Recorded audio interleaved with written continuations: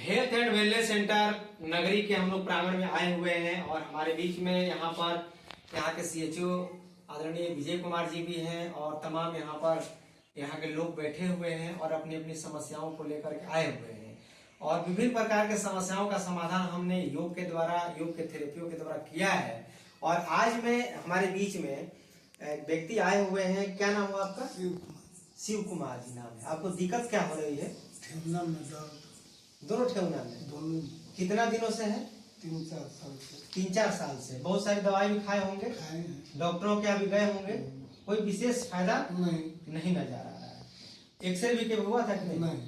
तो एक बार हम आपको सलाह देना चाहेंगे, एक बार एक्सरे करवा लीजिएगा जिससे पता चलता है कि घुटने में गैपिंग की स्थिति क्या है। ठीक है, घुटना कहीं ज्यादा नजदीक तो नहीं आ रहा है। अब हम कुछ लक्षण आपसे पूछना चाहेंगे। कट की आवाज आती है क्या कभी? आजा आता है। इसका मतलब कि हड्डी थोड़ा नजदीक आ रही है और जैसे पैर को मोड़ते हैं तो पड़पड़ की आवाज, कटकट की आवाज आने लगती है। दूसरी बात, कभी सूजन होता है कि नहीं? सूजन नहीं होता है। बहुत देर तक खड़े हो जाने पर दर्द बढ़ जाती है कि नहीं? बढ़ जाती है। यानी शरीर का पूरा भार जब घुटने पर आता है तो दर्द बढ़ जाती है। अब पेट साफ रहता है कि नहीं आपका? पेट ठीक है। दोनों टैबलेट ही जाते हैं? खुद का शौच होता है? गैस कभी नहीं बनता है? बहुत अच्छी बात। अब देखिए क्या करना है आपको अब मैं एक्सरसाइज बताने वाला हूं। आप सीधे बैठ जाइए, सीधे थोड़ा, दोनों पैर अलग अलग कर लीजिए। देखिए 3 तरह के मैं सावधानी को बता रहा हूं। कभी भी अब मेरे सावधानी को देखिएगा, देश और दुनिया के लोग, कभी भी आपको ऐसे करके नहीं बैठना है। ठीक है, ऐसा करके बैठिएगा तो ऊपर वाला पैर और नीचे वाले पैर, घुटने के अंदर की मांसपेशियां, तंत्रिकाएं, कार्टिलेज, ये पूरा स्ट्रेस हो जाता है, खींचता है ना, खींचा हुआ रहता है। इसलिए कभी भी पहली सावधानी कि इस प्रकार से एक दूसरे पर पैर चढ़ा करके आपको नहीं बैठना है।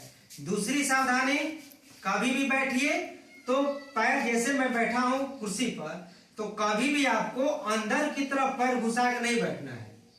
बहुत लोग आदत होती है अंदर घुसा देते हैं, खास करके जो ड्यूटी करते हैं या दिन भर कुर्सी पर बैठना होता है, अंदर घुसा लिए। अब ये देखिए, आपको स्वाभाविक बात है कि अंदर का पूरा घुटने का जो इलाका है अंदर का पूरा खींचा हुआ रहेगा, तो जब देर तक खींचिएगा तो उसमें दर्द बढ़ जाएगी। अब इसको या तो बराबर में रखिए, नहीं तो थोड़ा आगे करके रखिए, आराम रहेगा। दूसरी समय हो गई आपकी सावधानी। तीसरी सावधानी क्या है कि कभी हम जब बैठते हैं हम लोग तो क्या करते हैं कि जैसे कोई आगे स्टूल रखा हुआ है तो हम स्टूल पे पैर ऐसे रख देते हैं ना। मान लीजिए कि स्टूल है, ये वाला मैंने यहाँ रख दिया।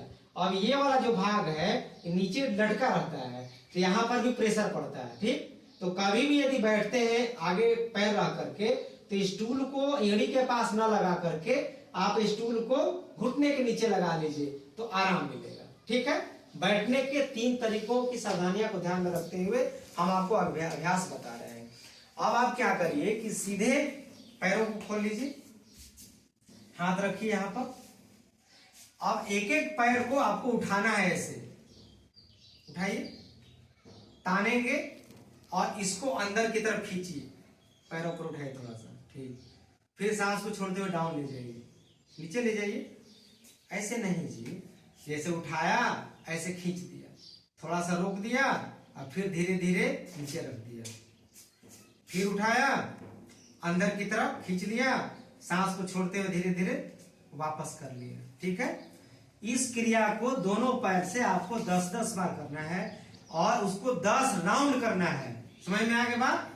एक बार में 10 बार, इससे 10 बार, इससे 1 सेकंड में 1 बार होगा तो उसको 10 राउंड करेंगे। ठीक है, यानी 10 बार दोहरा देंगे, 10 गुना 10 100 बार हो जाएगा। अब ये छोड़ दीजिए। अब इसको करने के बाद आपको क्या करना है कि हाथ यहां पर लगाइए। अब यहां लगा करके इसको गोल गोल घुमाना है, ऐसे ऐसे। अब इससे क्या होगा, जैसे मुंह खोल देते हैं तो मुंह सूख जाती है, मुंह सूख गया। अब मुंह चलाते हैं तो मुंह क्या होता है, गीला होने लगता है, फिर रस आने लगता है। उसी प्रकार से घुटना को जब बार बार ऐसे ऐसे हम घुमाएंगे धीरे धीरे क्लॉकवाइज, फिर उसको एंटी क्लॉकवाइज घुमाइएगा तो इसके अंदर कभी भी ग्रीस आपका सूखेगा नहीं, कभी भी इसके अंदर कार्टिलेज खराब नहीं होंगे, कभी भी आपको गैपिंग की समस्या नहीं होगी। समझ में आ रहा है बात? इस चीज को 10-10 बार क्लॉकवाइज करना है, एंटी क्लॉकवाइज, इसको करना है 5 राउंड। अब तीसरा स्टेप क्या करना है कि आगे थोड़ा हो जाइए, यहां पकड़ के और साइकिलिंग करना है ऐसे ऐसे आगे से, धीरे धीरे आराम आराम से। ठीक है, कोई दिक्कत नहीं हो रही इतना में। बहुत सुंदर। सांस भरते हुए, सांसों को छोड़ते हुए, एक बार में 10 बार आपको करना है आगे से, और फिर इसको उल्टा कर लीजिए ऐसे, इस प्रकार से उल्टा उल्टा कर लेना है। दोनों से समझ में आ गई बात? अब आप इन पर बैठ जाइए, पैर इधर कर लीजिए। 2 और स्टेप आपको बताने हैं, जबरदस्त अभ्यास है।